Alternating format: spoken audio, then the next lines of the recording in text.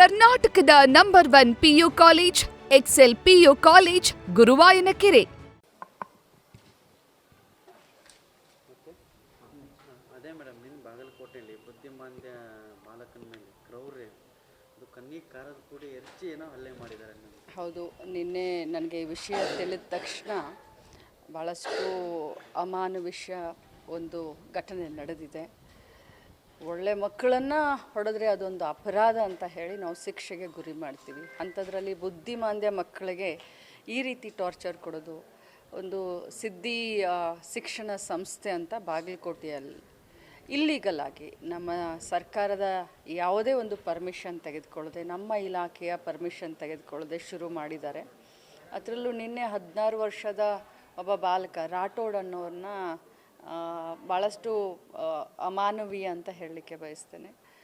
ನಡೆಸ್ಕೊಂಡಂಥ ರೀತಿ ನಮ್ಮ ಸಮಾಜಕ್ಕೆ ಒಂದು ಕಳಂಕ ಬರುವಂಥದ್ದು.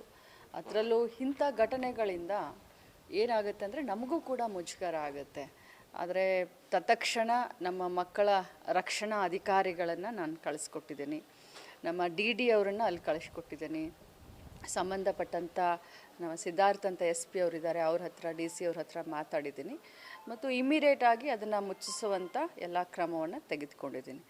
ಜೊತೆಯಲ್ಲಿ ಆ ಒಂದು ಸಂಸ್ಥೆಯಲ್ಲಿ ಇರ್ತಾ ಇರುವಂಥ ಇತರೆ ಮಕ್ಕಳನ್ನು ನಮ್ಮ ಸರ್ಕಾರಿ ಅನುದಾನಿತ ಏನು ಸ್ಕೂಲ್ಗಳಿದ್ದಾವೆ, ಏನು ರಕ್ಷಣಾ ನಿಲಯಗಳೇನಿದ್ದಾವೆ, ಮಕ್ಕಳ ರಕ್ಷಣಾ ನಿಲಯಗಳಂತ ಹೇಳ್ತೀವಿ, ಬಾಲಕರ ಬಾಲಮಂದಿರ ಅದು ಅಂತ ಇರ್ತವೆ. ಸೊ ತತ್ಕ್ಷಣ ಪಾಲಕರ ಒಂದು ಅನುಮತಿಯನ್ನು ಪಡೆದುಕೊಂಡು ಅವ್ರ ಮಕ್ಕಳನ್ನು ಕರ್ಕೊಂಡು ಹೋಗ್ತಾರೆ ತಮ್ಮ ಮನೆಗೆ ಅಂತಂದರೆ ಅದಕ್ಕೂ ಕೂಡ ನಾವು ಅವಕಾಶ ಮಾಡಿಕೊಡ್ತೀವಿ. ಜೊತೆಯಲ್ಲಿ ನಮ್ಮ ಸರ್ಕಾರದ ಏನು ರಕ್ಷಣಾ ನಿಲಯಗಳಿರ್ತವೆ ಅಲ್ಲಿ ಮಕ್ಕಳನ್ನು ಕಳಿಸ್ತೀವಿ ಅಂತ ಪಾಲಕರು ಒಪ್ಕೊಂಡ್ರೆ ಅಲ್ಲಿ ಕೂಡ ಆ ಮಕ್ಕಳನ್ನು ತತ್ಕ್ಷಣ ನಾವು ಕರೆದುಕೊಳ್ತೀವಿ ಅಂತ ಹೇಳಲಿಕ್ಕೆ ಬಯಸ್ತೇನೆ. ಏನು ಆ್ಯಕ್ಷನ್ ಮಾಡ್ತಾರೆ ನೋಡಿ, ಅವರ ಮೇಲೆ ಕ್ರಿಮಿನಲ್ ಮೊಕದ್ದಮನ್ನ ದಾಖಲಿಸ್ಲಂಗೆ ಮಾತನಾಡಿದ್ದೀನಿ. ಅವ್ರ ಮೇಲೆ ಇಮಿಡಿಯೇಟ್ ಆಗಿ ಕ್ರಮ, ಖಂಡಿತವಾಗ್ಲೂ ಕ್ರಿಮಿನಲ್ ಮೊಕದ್ದಮೆಯನ್ನು ಅವ್ರ ಮೇಲೆ ನಾವು ದಾಖಲಿಸ್ತೀವಿ. ಮೇಡಮ್, ಇಲ್ಲೇ ಬೆಳಗಾವಿ ಜಿಲ್ಲೆ ರಾಯಬಾಗ್ ತಾಲೂಕಿನ ಕಗದಾಳ ಮೇಡಮ್, ವಿಕಲಚೇತನ ದಂಪತಿ ಮೇಡಮ್ ಪ್ರೀತಿಸಿ ಮದುವೆ ಆಗಿದ್ದಾರೆ. ಸುಮಾರು 2-3 ವರ್ಷ ಆಯ್ತು ಮೇಡಮ್. ಅವ್ರಿಗೆ ಅಂದರೆ ಕೊಡ್ತೀವಿ ಅಂತೇಳಿ ಸುಮಾರು 5-6 ಲಕ್ಷ ರೂಪಾಯಿ ಇದ್ದಂತ ಯಾರು ಅಲ್ಲಿ ಊರಣ್ಣವ್ರು ಮೇಡಮ್. ಆದರೆ ದೂರ ಕೊಟ್ರೆ ಅಲ್ಲಿ PSI ಮಾಳಪ್ಪ ಪೂಜಾರಿ ಅನ್ನೋರು ದೂರ ತಗೊಳ್ತಿದ್ದಿಲ್ಲ ಅಂತ ಮೇಡಮ್. SP ಅವ್ರ ಹತ್ರ ಇವತ್ತನೇ ಮಾತನಾಡ್ತೀನಿ. ನನಗೆ ಡೀಟೇಲ್ಸ್ ನೀವು ಕೊಡಿ. ಆ ದಂಪತಿಗಳಿಗೂ ಕೂಡ ನ್ಯಾಯ ದೊರಕಿಸ್ಕೊಡ್ಲಿಕ್ಕೆ ನಾನು ಮುಂದಾಗ್ತೀನಿ. ಮೇಡಮ್, ಬೆಳಗಾವಿಯಲ್ಲಿ ಅಧಿವೇಶನ ಆಯಿತು, ತೃಪ್ತಿ ತಂತ ಅಂತ ನೋಡಿ, ಬೆಳಗಾವಿನಲ್ಲಿ ನಮ್ಮ ಸರ್ಕಾರ ಈ ಬಾರಿ ಭಾಳಷ್ಟು ಯೋಜನೆಗೆ, ಈ ಭಾಗದ ಅಭಿವೃದ್ಧಿಯ ಪರವಾಗಿ ಭಾಳಷ್ಟು ಯೋಜನೆಗೆ ನಾವು ಕ್ಯಾಬಿನೆಟ್ನಲ್ಲಿ ಒಪ್ಪಿಗೆಯನ್ನು ಕೊಟ್ಟಿದ್ದೇವೆ. ಮಾನ್ಯ ಮುಖ್ಯಮಂತ್ರಿಗಳು ಆಗಲಿ, ನಮ್ಮ ಸಂಪೂರ್ಣ ಕ್ಯಾಬಿನೆಟ್ ಆಗಲಿ, ನಮಗೆಲ್ಲರಿಗೂ ಒಂದು ಕಾಳಜಿ, ಈ ಭಾಗದಲ್ಲಿ ಭಾಳಷ್ಟು ದಿನದಿಂದ ಬೇಡಿಕೆಯಲ್ಲಿ ಇರುವಂಥ ಅನೇಕ ಒಂದು ಯೋಜನೆಗಳಿಗೆ ಚಾಲನೆ ಕೊಡಬೇಕು, ಒಳ್ಳೆ ರೀತಿಯಾಗಿ ಚರ್ಚೆ ಆಗಬೇಕು ಅಂತ. ಆದರೆ ಏನು ಮಾಡೋದು, ಕೆಲವರು ರಾಜಕಾರಣನೇ ಮಾಡಲಿಕ್ಕೆ ಬರಬೇಕು ಅಂತ ಹೇಳ್ತಾರೆ, ಕೆಲವರು ಮಾಧ್ಯಮದಲ್ಲಿ ಜನರ ದಿಕ್ಕನ್ನು ತಪ್ಪಿಸ್ಲಿಕ್ಕೆ ಪ್ರಯತ್ನ ಪಡ್ತಾರೆ. ನಾನು ಮೊದಲನೇ ದಿನವೇ ತಮ್ಮ ಮುಖಾಂತರ ವಿನಂತಿಯನ್ನು ಮಾಡಿಕೊಂಡಿದ್ದೆ, ನಾವೆಲ್ಲರೂ ರಾಜಕಾರಣವನ್ನು ಬಿಟ್ಟು ಉತ್ತರ ಕರ್ನಾಟಕ ಭಾಗದ, ನೀನು ಕಿತ್ತೂರು ಕರ್ನಾಟಕ ಅಂತ ಹೇಳ್ತೀವಿ, ಈ ಭಾಗದ ಅಭಿವೃದ್ಧಿ ಪರವಾಗಿ ಚಿಂತನೆ ಮಾಡೋಣ ಅಂತ. ಆದರೆ ಇದು ಒಂಥರ ಹೇಳ್ತಾರಲ್ಲ 50-50 ಅಂತ ಹೇಳ್ಬೋದು. ತೃಪ್ತಿನೂ ಆಗಲ್ಲ ಅಥವಾ ಅತೃಪ್ತಿನೂ ಕೂಡ ಆಗಲ್ಲ. ಚರ್ಚೆಗಳು ಮಾತ್ರ ಆಗ್ತಿದೆ, ಯಾವುದೇ ಅನುಷ್ಠಾನಗಳು ಆಗ್ತಿಲ್ಲ. ಖಂಡಿತವಾಗ್ಲೂ ನೋಡಿ, ನಾನು ಇಷ್ಟೇ ಹೇಳಲಿಕ್ಕೆ ಬಯಸ್ತೇನೆ, ಯಾರಿಗೆ ಯಾವ ಕಣ್ಣಿನಿಂದ ನೋಡಿದ್ರೆ ಏನು ಕಾಣಬೇಕೋ ಅದು ಕಾಣಿಸ್ತಾ ಇದೆ. ನನ್ನ ಪ್ರಕಾರ ನಮ್ಮ ಸರ್ಕಾರ ಅಭಿವೃದ್ಧಿ ಪರವಾದಂಥ ಅನೇಕ ಯೋಜನೆಗಳನ್ನು ಈ ಭಾಗದಲ್ಲಿ ಇವತ್ತು ಒಪ್ಪಿಗೆ ಸೂಚನೆ ಮಾಡಿದ್ದಾರೆ. ಅಧಿವೇಶನ ಆದಾಗಿಂದ ಹೇಳಿದೆ. ಕೊನೆಯದಾಗಿ ಮೇಡಮ್, ಬೆಳಗಾವಿ ಜಿಲ್ಲೆ ಯುವಜನೆ ಸಂಬಂಧಪಟ್ಟಂಗೆ ಸಾಕಷ್ಟು ಧ್ವನಿ ಆಯಿತು, ಹೋರಾಟಗಳಾದವು. ಅದು ಪ್ರತಿ ಸಾರಿ ಅಧಿವೇಶನ ಬಂದಾಗ ಒಮ್ಮೆ ಈ ರೀತಿ ಚರ್ಚೆಗಳಾಗುತ್ತೆ, ಮತ್ತೆ ಸೈಲೆಂಟ್ ಆಗಿಬಿಡುತ್ತೆ. ಇಲ್ಲ, ಮಾನ್ಯ ಮುಖ್ಯಮಂತ್ರಿಗಳ ಮನಸ್ಸಿನಲ್ಲಿ ಈ ಜಿಲ್ಲೆಯನ್ನು ವಿಭಜನೆ ಮಾಡಬೇಕು ಅನ್ನುವಂಥದ್ದು ಭಾಳಷ್ಟು ಇದೆ. ಯಾಕಂತಂದರೆ ಆಡಳಿತಾತ್ಮಕ ದೃಷ್ಟಿಯಿಂದ, ಅಭಿವೃದ್ಧಿಯ ದೃಷ್ಟಿಯಿಂದ, ಈಗ ನೋಡಿ, ನನ್ನ ಬೆಳಗಾವಿ ತಾಲೂಕು 11.5 ಲಕ್ಷ ಜನಸಂಖ್ಯೆ ಇದೆ. 11.5 ಲಕ್ಷ ಜನಸಂಖ್ಯೆಗೆ ಒಬ್ಬನೇ ತಹಸೀಲ್ದಾರು, ಭಾಳಷ್ಟು ತೊಂದರೆ ಆಗುತ್ತೆ.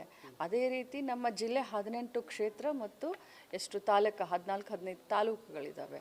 ಸೊ ಇನ್ನು ಮತ್ತೆ ಹೊಸದಾಗಿ 3 ತಾಲೂಕು ಆಗ್ತವೆ. ಇದನ್ನು ನೋಡಿದ್ರೆ ನಮಗೆ ಮತ್ತೆ 19 ತಾಲೂಕು ಆಗುವಂಥ ಎಲ್ಲ ಲಕ್ಷಣಗಳಿದ್ದಾವೆ.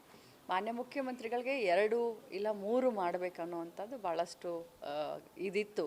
ಅವರು ಬಂದ ದಿನಾನೇ ಅದ್ರ ಬಗ್ಗೆ ನಮ್ಮ ಮುಂದೆ ಚರ್ಚೆ ಮಾಡಿದರು, ಸತೀಶ್ ಅಣ್ಣನ ಮುಂದೆನೂ ಚರ್ಚೆ ಮಾಡಿದರು.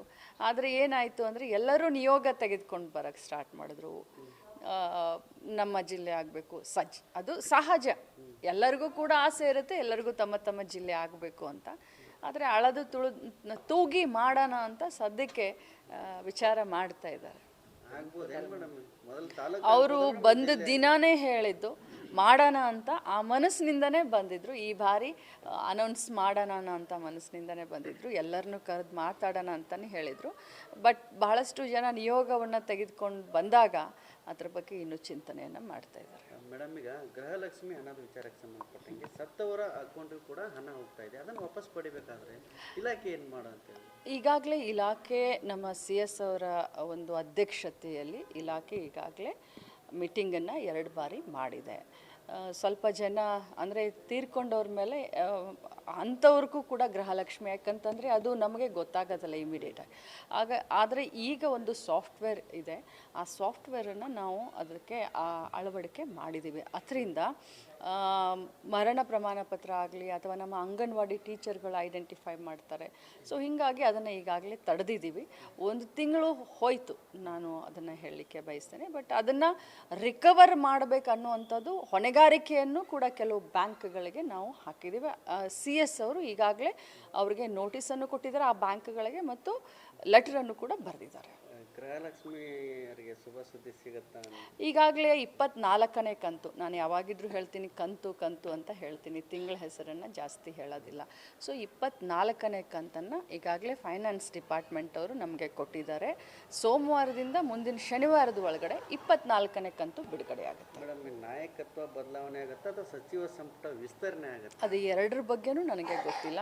ಏನು ಹೈಕಮಾಂಡ್ ಡಿಸಿಷನ್ ತಗೊಳುತ್ತೋ ಅದಕ್ಕೆ ನಾವು ಬದ್ಧವಾಗಿರ್ತೀವಿ. ಮೇಡಮ್, ಕೊನೆಯದಾಗಿ DKಶಿ ಅವರ ತಾಳ್ಮೆ, ಅವರ ಕಾಯುವಿಕೆ, ಅವರ ಶ್ರಮಕ್ಕೆ ಪ್ರತಿಫಲ ಸಿಗತ್ತಾ ಅಂತೇಳಿ ಅವರ ಅದು ಎಲ್ಲ ಹೈಕಮಾಂಡ್ಗೆ ಬಿಟ್ಟಿರುವಂಥ ವಿಚಾರ. ನೀವು ಎಷ್ಟೇ ಕೇಳಲಿ, ಯಾವುದೇ ರೀತಿ ಪ್ರಶ್ನೆ ಕೇಳಲಿ, ಅದು ಹೈಕಮಾಂಡ್ ಬಿಟ್ಟಿರುವಂಥ ವಿಚಾರ. ನ್ಯೂಸ್ ಫಸ್ಟ್ ನಿರ್ಭೀತಿಯಿಂದ ನಿಮ್ಮ ಪರವಾಗಿ.